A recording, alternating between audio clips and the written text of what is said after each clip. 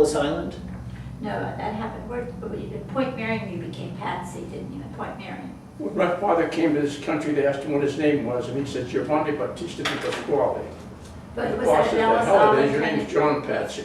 And of course, that happened, Irishmen and everybody. Sure. It was not unusual. Tony, did that happen at Ellis Island or after at the No, job? that happened in Point Marion. In Point Marion. Point That's Marion. what So it was. I went to school, and I was looking through some papers one day, and I found my father's citizenship papers. Okay. And I said, we gave up a beautiful name like Di Pasquale for a name like Patsy? Yeah. And How yet, long were you Patsy for? Like, how long was the last name Patsy? I Through went high through high school, Okay. and in the service, Really? yeah. And then I got it straightened out. As soon as I got out of the service, I straightened it out. How did you straighten that out? Like, Well, what? you have to go to Harrisburg. I was from Pennsylvania. I had to go to Harrisburg and get a doctor's situation. Then he inadvertently assumed that was his name. Okay. That his name, because everybody called him John Patsy. And the fact is that when he was working at the factory, his name was Giovanni Di Pasquale, and that's what his paycheck used to say. Okay. But his name on the public was John Patsy. Now, was there any significance to the name Patsy? Was it like a nickname or a? Well, Pasquale and Patsy Okay. are synonymous. That was the. Okay.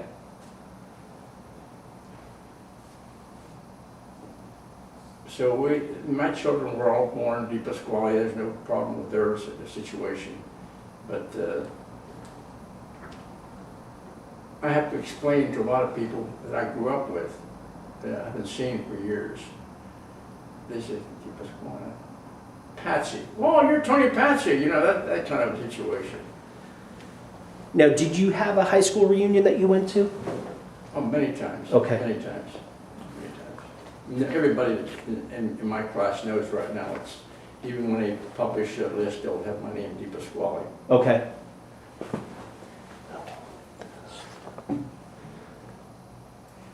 This one looks so much brighter than this one.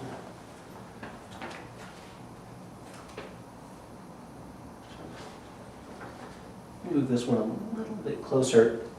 I just want to make sure I that. can move anywhere.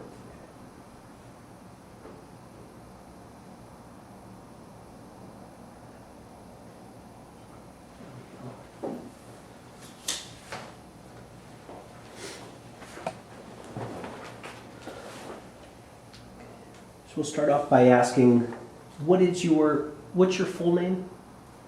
What is your full name? Anthony B. Di Pasquale. And do you know what the B stands for? Bruno. Bruno, so it's Anthony Bruno Di Pasquale? Mhm.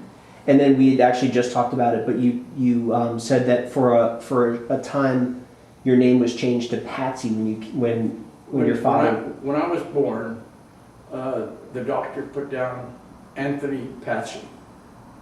That's what he heard that the family was being called. And it went on through grade school, high school, and my military service. And then I got it changed because I could see that it was running into problems with both names. And I had no problem changing the military deal because I did it. As soon as I got out of the military, I changed it so I could get my discharge pay and everything like that. Okay. Correctly. And if I have to converse with the government anytime right now, they accept Di Pasquale as the name. Okay. And it's a job to try to change your name after many years, stuff like that. And also with friends to let them know this is you. Correct. And I went last year to a reunion. Did you ever hear Tony Patsy? I said, yeah, you're talking to him. So you run into things like that, but right now my kids are all established. They don't have that problem. What led you to know that your last name was Di Pasquale and not Patsy? How did you discover that it had been changed? I saw my father's citizenship papers Okay. when I was in high school. Okay. And I said, Di Pasquale? Yeah, he said, that was my Italian name, I said, but you know, your check says Di Pasquale on it, from your factory. Oh yeah, they wanted the real name. So you see, I mean, both my mother and father were uneducated, totally uneducated. They never went to school in Italy or here. Okay. And thank goodness they believed in education system, because believe me, all of their kids got educated. And,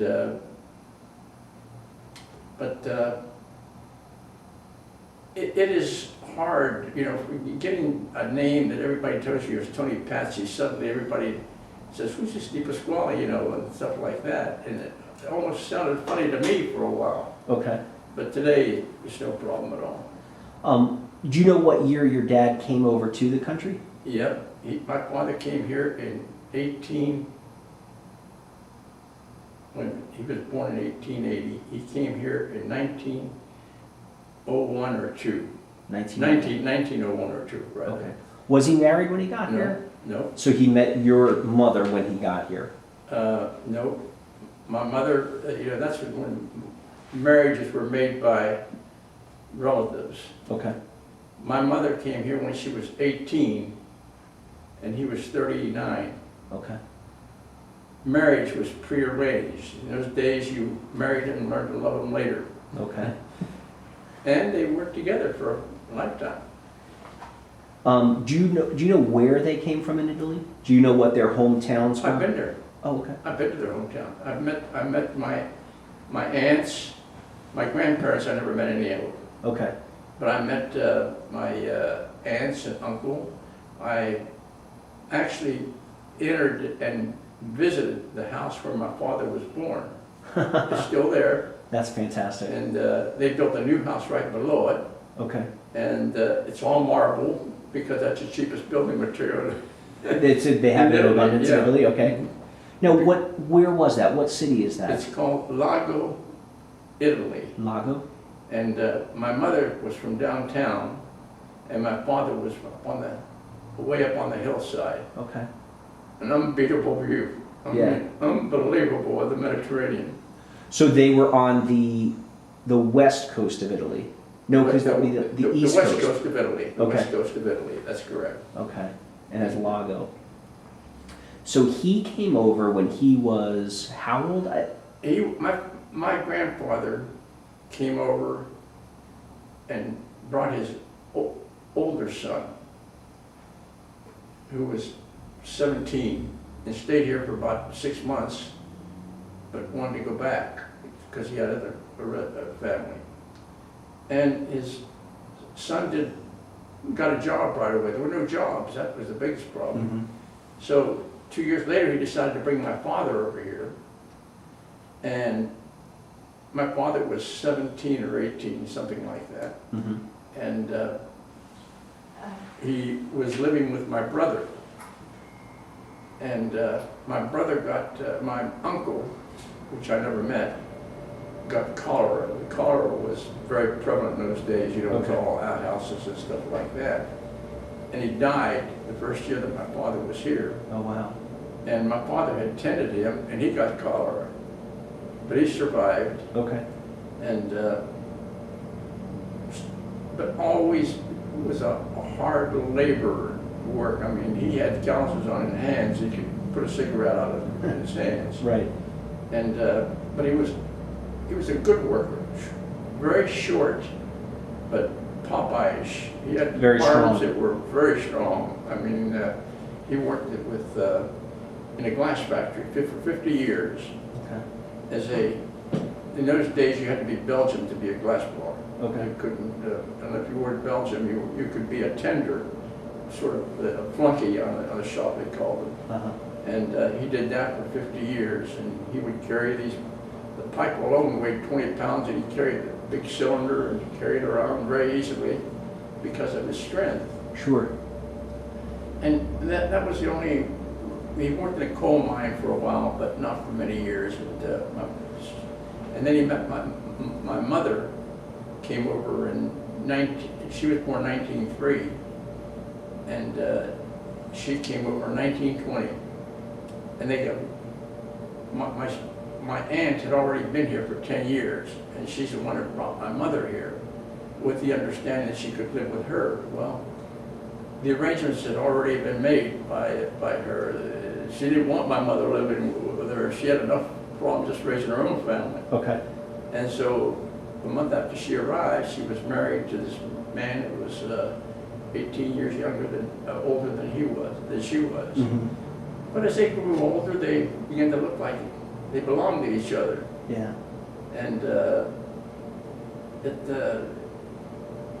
and they had 4 children, you know, and one thing I give them credit for, neither one of them had ever gone to school. All the members of the family graduated from high school. As a matter of fact, my sister, my older sister, was valedictorian out of a class of 110. Oh, wow. There was no help in homework in those days. I mean, they could not help you in homework. If you had a math problem, you had to do it yourself. Mm-hmm. If you had my sister became so good in Latin that the Latin teacher would use her as a substitute when she was absent. She could teach Latin. Now, was that partially, I know that Italian is based out of, it's a Latin-based language. Latin is considerably more elegant and Okay. more difficult, because what happened to most Italians, it's Americanized Italian. For instance, there is no yes or no in Italian. It's she. It's more like Spanish, you know, and stuff like that. Like, for instance, when my parents came to this country, inside facilities were rare, and usually there was a toilet outside. And, well, people who lived here referred to them as back houses. So the Italians adopted that word and called it beccaus. And so as we were growing up, he says, "Allo beccaus." So as you went to the toilet, well, it'd be outside, so it'd be a little shed outside, you know, that you used. Okay. And now of course they're all the beccaus are gone. Okay. And there's a lot of Italian words that have been Americanized, and like you know, in Italian really toilet is a gabinetto or toiletto. You know, it's got a more it's a very distinguished language, Yes. but you Americanize it. Mhm. It doesn't become Italian anymore. Like it, for instance, I won't even try to speak Italian in northern Italy. Not even try. Mm-hmm. I don't even understand what they're talking about, as a matter of fact. They're so much more elegant. It's much more than the north and the south of this country. Okay. I had a friend in Annapolis that came over from Italy. They would come into the restaurant that I worked in,